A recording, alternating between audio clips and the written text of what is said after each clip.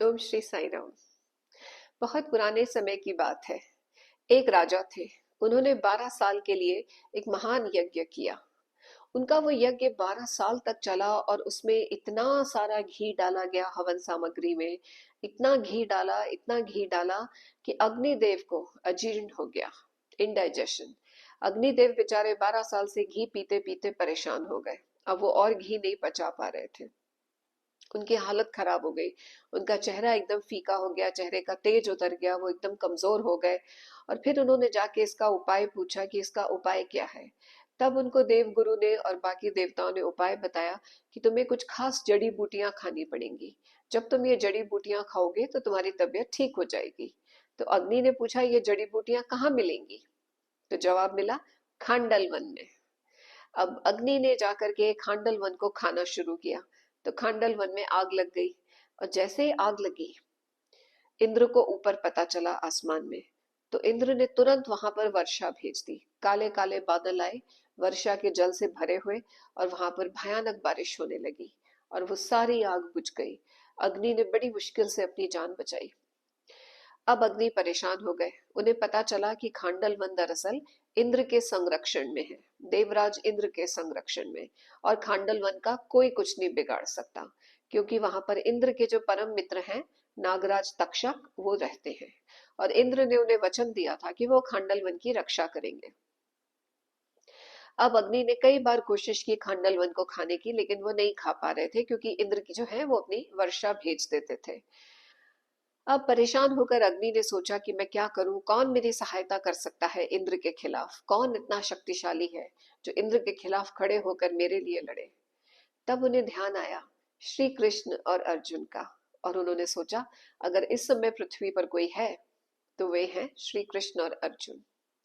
तो श्री कृष्ण और अर्जुन के पास अग्नि एक बूढ़े ब्राह्मण के वेश में गए, बहुत ही बीमार, ऐसा ब्राह्मण जो दिख ही रहा था कि बहुत ज्यादा रोगी है। तो अर्जुन ने उसको देखा, ब्राह्मण को। तो पूछा, ब्राह्मण देव, आपकी ये हालत ऐसी क्यों हो रही है? आप इतने परेशान क्यों दिख रहे हैं? आप बहुत रोगी लग रहे हैं।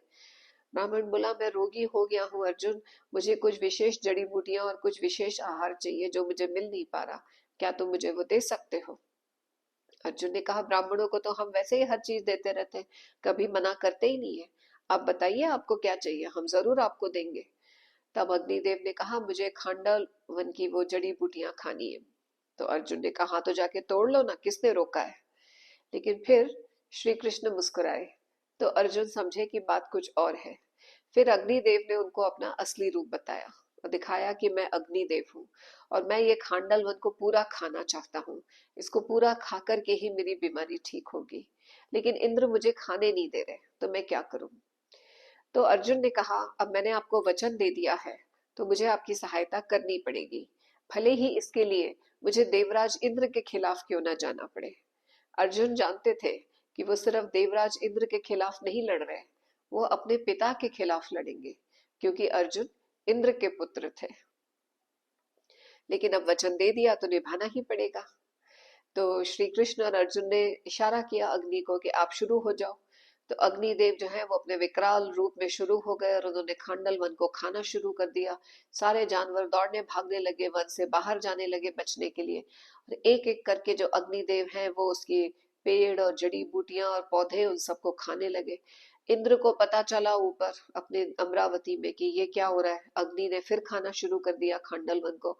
तो इंद्र ने बहुत ही भयानक बड़े बड़े बादल भेजे, वर्षा के उससे भरे हुए।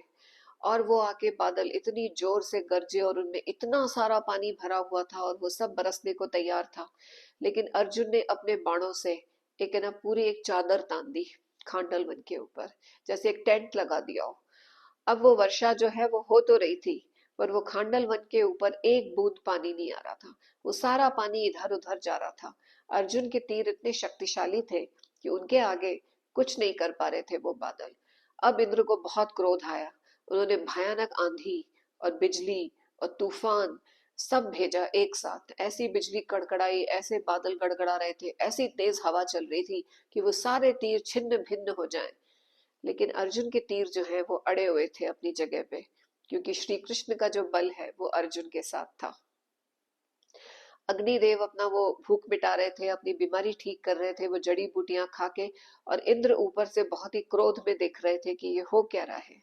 अग्निदेव ने ये युद्ध शुरू होने के पहले ही अर्जुन को गांडीव धनुष भी प्रदान किया था, एक विशेष रथ भी दिया था, और तीरों से भरा हुआ एक तरकश दिया था। उसमें वो तीर थे जो अग्नि ने प्रॉमिस किया था कि कभी खाली नहीं होते।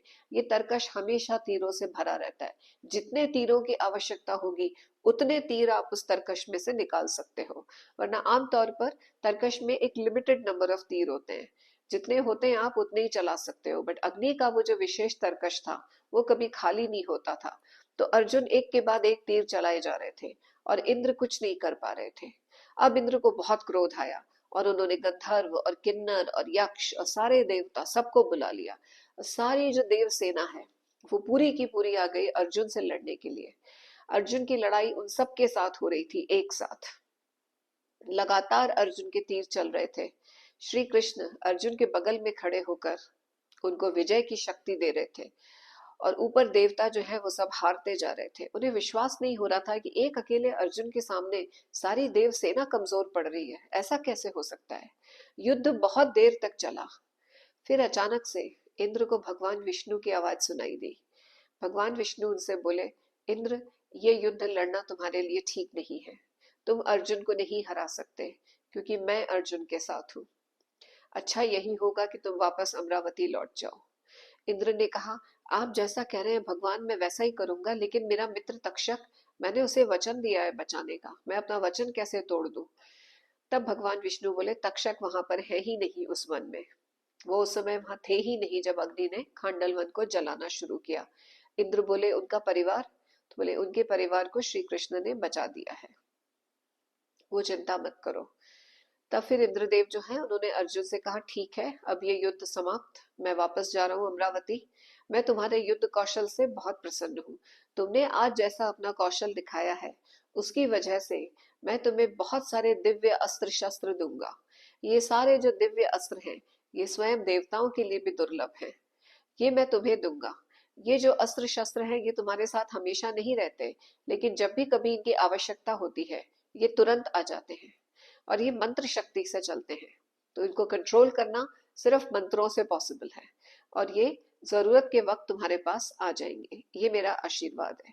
तो इंद्र अर्जुन को अल्टीमेटली आशीर्वाद देकर युद्ध में हार कर वहां से गए, और सारी देव सेना भी गई।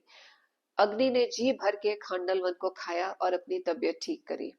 उस भयानक अग्नि में तक्षक और उनका परिवार बच गए, मय दानव बच गया, और 5 पक्षी बच गए, शारंग पक्षी। उसके अलावा बाकी पूरा वन अग्नि ने खा लिया, और वो पूरा इलाका खाली हो गया। वो पूरा वन खा करके अग्नि की तबीयत ठीक हो गई, और वो बहुत खुश हुए और उन्होंने अर्जुन और श्री कृष्ण को धन्यवाद दिया कि आपके कारण मेरी जान बच गई। अब वो पूरा इलाका खाली हो गया था। उसको श्री कृष्ण और अर्जुन देख रहे थे कि कहाँ जब ये पूरा जंगल था और अब पूरा खाली पड़ा है। तब मैं दानव ने पूछा, हे अर्जुन और श्री कृष्ण, आप दोनों ने मेरी सहायता की और मुझे बचाया इस अग्नि में जलकर मरने से। मैं आपकी कैसे सेवा करके आपके इस उपकार का बदला चुका सकता हूँ। तब श्री कृष्ण ने कहा कि मैं, तुम बहुत अच्छे आर्किटेक्ट हो और तुम बहुत अच्छे वास्तुकार हो, तो तुम बहुत अच्छे अच्छे महल बनाते हो। लंका का जो पूरा निर्माण है वो तुमने ही किया था। ये जो मय दानव है इन्होंने लंका के जो सारे महल थे रावण के उनका निर्माण किया था, और मय दानव की जो पुत्री थी मंदोदरी वो रावण की पत्नी थी। तो ये वो मय दानव थे जो इतने स्किल्ड आर्किटेक्ट थे और वास्तु एक्सपर्ट थे, वास्तुकला के वो थे। तो उनसे कहा श्री कृष्ण ने कि अब आप ऐसा करिए कि युधिष्ठिर के लिए एक ऐसा ही सुंदर महल बनाइए जैसा आपने लंका में बनाया था। तब मैंने कहा, मैं बिल्कुल वैसा ही करूंगा जैसा आप चाहते हैं। मैं जो आपने सोचा है उन सपनों से भी ज्यादा सुंदर महल आप लोगों के लिए बना कर दूंगा। और ऐसा ही हुआ। जब वो नया शहर बसाया पांडवों ने, जिसको इंद्रप्रस्थ बोलते थे, तो जब पांडवों ने वो अपना नया शहर बसाया तो उसमें मय दानव ने पांडवों के रहने के लिए ऐसा सुंदर महल बना कर दिया। वो महल क्या, पूरा अजूबा था। उस महल में कुछ समझ में नहीं आता था लोगों को। जहां सीढ़ियां दिखती थी वहां पे सपाट जमीन होती थी, जहां सपाट जमीन होती थी वहां सीढ़ियां होती थी, जहां पानी दिखता था वहां पर रेत होती थी, और जहां ऊपर आकाश दिखता था वहां पर सीलिंग होती थी। तो उसमें बहुत सारे अजूबे थे और बहुत ही वो खूबसूरत पैलेस था। और जब पांडव उसमें रहने के लिए आए और कौरवों ने भी आकर उसे देखा, तो उनका बहुत दिल जला कि ये इतने सुंदर महल में क्यों रहने आ गए। लेकिन मैं दानव ने अपनी हस्तकला का ऐसा मतलब नमूना वहां पे पेश किया कि सारे जो क्षत्रिय राजा थे वो सब वाह वाह कर उठे। और उस सुंदर महल में पांडव, द्रौपदी और बाकी सब रानियों के साथ बहुत अच्छे से रहने लगे। तो ये एक कथा थी कि कैसे अग्नि ने अपनी तबीयत ठीक करी खांडल वन की जड़ी बूटियां खाके, और कैसे अर्जुन ने अपने पिता के खिलाफ जाकर इंद्रदेव का साथ दिया और उनकी सहायता की। सब श्री कृष्ण के आशीर्वाद के साथ। जय श्री कृष्ण।